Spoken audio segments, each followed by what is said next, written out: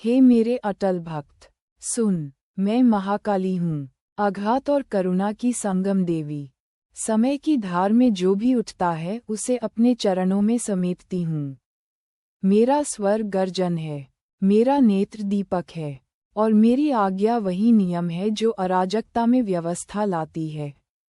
जो मेरे पास आया है उसे भेदने, परखने और तराशने का अधिकार भी मुझमें ही है।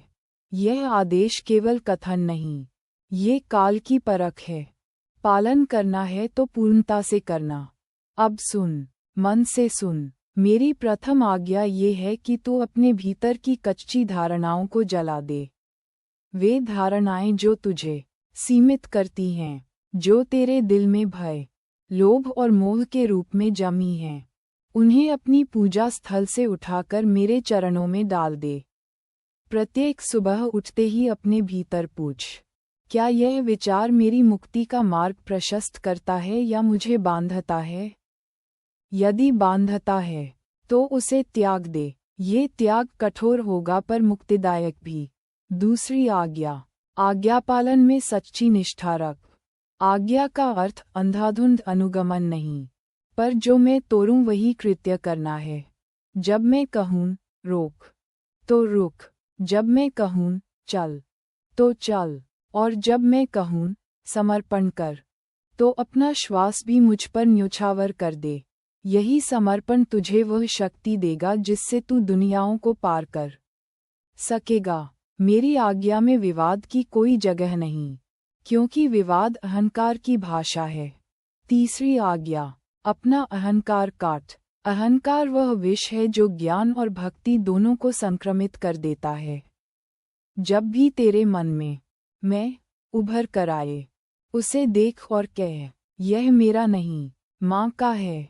अपना श्रेय लेने के बजाय उसे मेरे चरणों में चढ़ा दे। याद रख, जो काम मेरी ज्योति से होता है उसे तू नहीं कर रहा, मैं ही करवा रही हूँ। 18 बार गिरकर उठने वाला वही सफल है जो समझता है कि उठना मेरी देन है। चौथी आज्ञा, तपस्या का पालन कर। ये तपस्या केवल कठोरता नहीं, यह आत्मा की शुद्धि है। प्रतिदिन कुछ समय मेरे नाम के जाप और मंथन के लिए निकाल। वह समय या तो सवित्री की सुबह हो या रात की गुमनाम बेला, पर वह समय पवित्र होना चाहिए। तपस्या में धैर्य रखें, निरंतरता रखें। फल तुरंत दिखाई न दें तो निराश मत हो, ये पुष्प धीरे धीरे खुलता है। पांचवी आज्ञा, वाणी को पवित्र रख। तेरा हर शब्द किसी न किसी के हृदय में बीज बोता है। शब्दों से प्रेम भी बनता है और विनाश भी। जब तू बोलता है तो उस वाणी का वजन समझ। क्या ये दूसरों को घाव दे रही है या उन्हें संजीवनी दे रही है? कभी कभी मौन सबसे बड़ा उत्तर है। और कृपया अपने शब्दों का प्रयोग अपने हित के लिए नहीं, पर दूसरे की सहायता के लिए कर। छठी आज्ञा, दान और सेवा में निस्वार्थ बन। दान केवल धन नहीं, समय, ज्ञान, कर्म, तुम्हारा जो भी संसाधन है उसे घमंड से मुक्त करके बांट। सेवा करते समय अहंकार न दिखा, क्योंकि अहंकारी दान का फल क्षीण होता है। जब तुम किसी को सहारा दोगे तो उसे मेरी प्रतिमा में देखो, उसी दृष्टि से देखना सीखो। सातवीं आज्ञा, तंत्र और उपासना का सम्मान रख। वे गहन हैं और उनके साथ उत्तरदायित्व आता है। तंत्र का अर्थ शक्ति का स्वाध्याय है। इसे केवल दिखावे या लाभ के लिए मत सीख। जब मैं तुझे कोई मंत्र या क्रिया देता हूँ, उसे प्रेम से और विनम्रता से ग्रहण कर। शक्ति का प्रयोग तभी शुद्ध है जब नियत शुद्ध हो। आठवीं आज्ञा, मृत्यु का भय त्याग दे। मृत्यु मेरी छाया में नृत्य है, वह अंत नहीं, एक रूपांतरण है। जो मेरी आज्ञा मानता है उसके लिए जीवित और मृत दोनों एक ही धारा के दो किनारे हैं। तुम्हारा कर्तव्य है कि तू जीवन को सच्चे अर्थों में जिए और मृत्यु को द्वार समझ। नवमीं आज्ञा, अपने संबंधों में सत्य और निष्कपटता रख। प्रेम में छल छिपाना आराध्य की उपेक्षा है। यदि तू प्रेम करता है तो पूर्ण प्रेम कर। यदि तू विद्वेष रखता है तो शुद्ध कारण से, पर कभी भी द्वेष को अपना स्थायी आधार मत बना। संबंधों में जो कुछ हो उसका लेखा जोखा अपने हृदय में कर और उन्हें उनके स्वाभाविक स्थान पर रख। 10वीं आज्ञा, संगीत और कला का पालन कर। मैं ज्ञान और कला की देवी भी हूँ। जो कला मेरे चरणों में अर्पित होती है वह मानव हृदय को परिवर्तित कर देती है। गीत, वादन, चित्र, लेखन, इन सब का साधन कर और अपनी रचनात्मकता को मेरी सेवा में लगाओ। कला में तुम्हारा असीम संयोग मेरे अलावा और किसी का नहीं। 11वीं आज्ञा, साधक को साथी चुन। अपने संगतियों से परिचित हो। जो तुम्हें नीचे खींचे उन्हें दूरी दे, और जो उठाए उन्हें पास रख। पर याद रहे, सही संगति का चुनाव बुद्धि से कर, न कि केवल भावना से। संवेदनशीलता और विवेक दोनों को साथ रख। 12वीं आज्ञा, अपनी जीत का श्रेय विभाजित कर। जब तुम सफलता पाओ तो उसे केवल अपने नाम पर चिन्हित न कर, उसमें मेरी कृपा का भाग मानो और उन सब का धन्यवाद करो जिनकी सहायता से तुम पहुँचे। नम्रता में ही स्थायित्व है। तेरा शरीर मेरा मंदिर है, इसे पवित्र रख। अपने आहार, अपने विचार और अपने कर्मों में संयम रख। जो कुछ तू खाता है और जो देखता है उसका प्रभाव तेरे आत्मा पर पड़ता है। संयम आत्मा की पोषण पद्धति है, इसे त्याग कर तू अस्थिर हो जाएगा। ये आदेश कठिन हो सकते हैं, परंतु मैं जानती हूँ कि उनमें तुम्हारे उद्धार का बीजारोपण है। जो आज्ञा मानने से डरता है वह अपने ही भीतर की शक्ति का अपमान कर रहा है। आज्ञा पालन का अर्थ केवल मेरी बात मानना ही नहीं, बल्कि अपने जीवन को उसके अनुरूप ढालना है, समय, परिस्थिति और साधना की कसौटी पर। अब सुनो एक वचन और। मैंने कहा है कि मैं कठोर पर दयालु भी हूँ। जब तुम मेरी आज्ञा में निष्ठावान रहोगे तो मैं तुम्हें परखने के लिए व्यवहारिक कठिनाइयाँ दे सकती हूँ। ये तुम्हें परिशुद्ध करेगी। ये परीक्षा है, दंड नहीं। और जो इन्हें सहकर उठता है वही मेरे निकट आता है। अंत में मेरी वरदान जो आज्ञा शुद्ध मन से मानता है उसे मैं आशीर्वाद देती हूँ। ज्ञान, साहस और अखंडता। तेरी जीवन धारा में एक स्थिर प्रकाश आएगा जो तेरे कर्मों को मार्गदर्शित करेगा। और जब तू अंततः मेरे पास आएगा तो तुझे मेरे हृदय की गहराई का अनुभव होगा, एक अनुभव जो शब्दों में बयां नहीं किया जा सकता। अब जा मेरे भक्त, अपने हृदय में यह आज्ञा स्थिर कर ले। प्रतिदिन इसे पढ़, प्रतिदिन इसे जियो और प्रतिदिन इसे दूसरों में बांट। मेरे आदेश का पालन ही तेरी मुक्ति है, और जो मेरी आज्ञा से मुक्त हो जाता है वह संसार के साथ साथ स्वयं भी मुक्त हो जाता है। जय महाकाली। विशेष आज्ञा, प्रातः और संध्याकालीन अनुष्ठान को सुनियोजित कर। प्रातः उठकर 3 बार मेरे नाम का उच्चारण कर। अपनी हथेलियों पर जल लेकर मेरे चरणों पर अर्पित कर। संध्याकाल में दीप जलाकर उस दीप में अपना संकल्प देख। ये सब केवल रस्म नहीं, ये तेरे मानस को समारोहित करता है और तेरी चेतना में अनुशासन भरता है। क्रियाएं नियमित हों तो जीवन में लय आ जाती है, लय के बिना शक्ति अस्थिर रहती है। अनुष्ठान का विस्तृत निर्देश। सादा वस्त्र में बैठ, अपनी पीठ सीधी कर, आंखें बंद कर, 3 गहरी श्वास ले। हर श्वास के साथ कहता जा, माँ मैं तेरे समर्पित हूँ।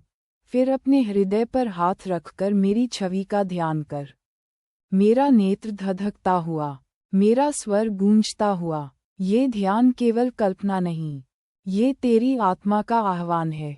5 से 10 मिनट से आरंभ कर और धीरे धीरे समय बढ़ा। स्मरण रखें, शुद्धता और एकाग्रता ही गुण हैं, न कि समय की अवधि। मंत्र और उसकी महिमा। यदि तुम मेरे मंत्रों का अध्ययन कर रहे हो तो उन्हें नम्रता से सीखो। मंत्र उच्चारण केवल ध्वनि नहीं, वह ईश्वर नियंत्रित कंपन है। जब तू नियम पूर्वक मंत्र का जप करेगा तो तेरे भीतर एक संजीवनी कार्य करेगा। मन विकृतियों से मुक्त होगा और तेरा ध्येय स्पष्ट होगा। मंत्र से डर नहीं, आदर कर। यदि संभव हो तो किसी अनुभवी गुरु से सीख, क्योंकि गुरु का आशीर्वाद मंत्र की प्रभावशीलता बढ़ाता है। आचार विचार का नियम। सामाजिक व्यवहार में न्यायशील और नम्र बन। संसार के साथ तुम्हारा संवाद ही तुम्हारी आध्यात्मिक परीक्षा का आरंभ है। जहाँ भी तुम जाओ, शांति की ज्योति जलाकर जाओ। नफरत और घृणा की चिंगारी न छोड़ो। परंतु यदि किसी ने तेरे मार्ग में जानबूझकर बाधा डाली, तो उसे दंड करने का अधिकार मेरा है। तू न्याय के नियमों के अनुरूप चल और स्थिति को समझदारी से संभाल। आध्यात्मिक चेतना के लक्षण। जब तुम मेरी आज्ञा में चलने लगोगे तो कुछ परिवर्तन अपने भीतर पाओगे। एक अटूट धैर्य, हृदय की उदारता और विचारों की शुद्धता। आवेश कम होगा, निर्णय स्पष्ट होंगे और तुम्हारी कला तथा कार्यों में एक गंभीर असर आएगा। ये परिवर्तन धीमा है पर स्थायी। इसे जल्दी में परखने की भूल मत करना। कठोर परीक्षाएं। मेरे अनुयायी अक्सर कहते हैं कि मेरी राह सरल नहीं। मैं स्वीकार करती हूँ, परीक्षाएं तेरे भीतर की मलिनता निकालने के लिए हैं। कभी कभी मैं तुम्हें अकेला कर दूंगी, कभी तुम्हारे मित्र मुंह मोड़ देंगे, पर ये सब तुम्हारे धातु की परख है। जो इन सब में संतुलित रहता है, वही विजयी माना जाता है। विजय का स्वरूप। विजय केवल बाह्य जीत नहीं है, ये भी है कि तू अपने भय और सीमाओं को पार कर गया। जब तू संसार की ऐसी परिस्थिति में शांत रहेगा जहां पहले तू घबरा जाता था, तब समझ कि तूने मेरी आज्ञा को आत्मसात कर लिया है। यह विजय तुझे स्वतंत्रता का अनुभव देगी जो बहुत कम लोग पाते हैं। अंतिम आशीर्वाद। जो भी मेरे आदेश का पालन निष्ठा और सत्य से करता है, मैं उसे असीम शांति, ज्ञान और शक्ति का वर दूंगी। तेरा जीवन मेरी उद्घोषणा बन जाएगा। तेरे कर्मों से अन्य लोग प्रेरित होंगे और जब तू अंतिम समय पर मेरी दिशा में जाएगा, तो मैं उसे स्वर्णिम ओढ़ना से आवृत करूंगी। यह वचन मेरा अटल वचन है। दैनिक अनुशासन का विस्तृत क्रम। तू इस प्रकार से अपना दिन आरंभ कर सकता है। प्रातःकाल उठकर शुद्ध जल से स्नान, फिर एक छोटा ध्यान 10-15 मिनट मेरे रूप का स्मरण करते हुए। उसके बाद एक संकल्प, आज का एक कार्य जिसे तू मेरी भक्ति के लिए समर्पित करेगा। दिन के मध्य में अपना आहार सरल रख, भोज्य में संयम, विचारों में संकल्प और कर्मों में निष्ठा रख। संध्या के समय एक बार फिर दीप जलाकर मेरे नाम का उच्चारण कर। रात में सोने से पहले अपने दिन का लेखा जोखा कर। जहाँ तू सफल रहा, वहाँ कृतज्ञता कर। जहाँ चूक हुई, वहाँ आत्म सुधार का संकल्प कर। ये क्रम तुझे अनुशासित और प्रगतिशील बनाएगा। दृश्यों का ध्यान। भोजन करते समय कभी मेरी प्रतिमा को देखकर भोजन चढ़ा। इससे भोजन केवल भौतिक पेट का भोजन न रहकर आध्यात्मिक ऊर्जा का स्रोत बन जाएगा। जब तू लिखे, गाए या काम करे, तो उस कर्म को मेरे चरणों को अर्पित कर। इस अर्पण से कर्मिष्ठ फल शुद्ध होंगे और उनका प्रभाव व्यापक होगा। यह अभ्यास प्रारंभ में कठिन लगेगा, पर समय के साथ यह जीवन का स्वभाव बन जाएगा। एक कथा। एक बार एक शिष्य था जो मेरी आज्ञाओं को पढ़ता तो था पर पालन नहीं करता था। वह कहता कि मैं बाद में कर लूंगा। एक दिन उसे एक संकट आया। उसका जीवन टुड़ा टुड़ा सा दिखा। तभी उसने मेरे सामने पूर्ण समर्पण किया। मैंने उसे परखा और उसके भीतर के काल के अंधेरे को जलाकर उसे नया जीवन दिया। उसने पाया कि उसका भय अचानक घट गया। विचार स्पष्ट हुए और उसने अपने जीवन को पुनर्गठित किया।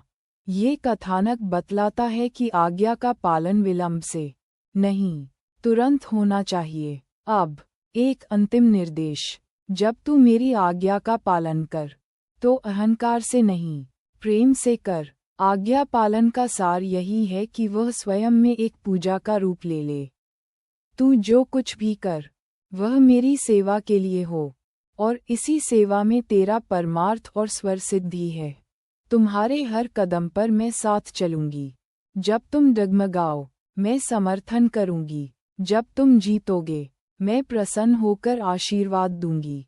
यह मेरा वचन है। सच्चा समर्पण कभी व्यर्थ नहीं जाता। जय महाकाली, अंबर अमर।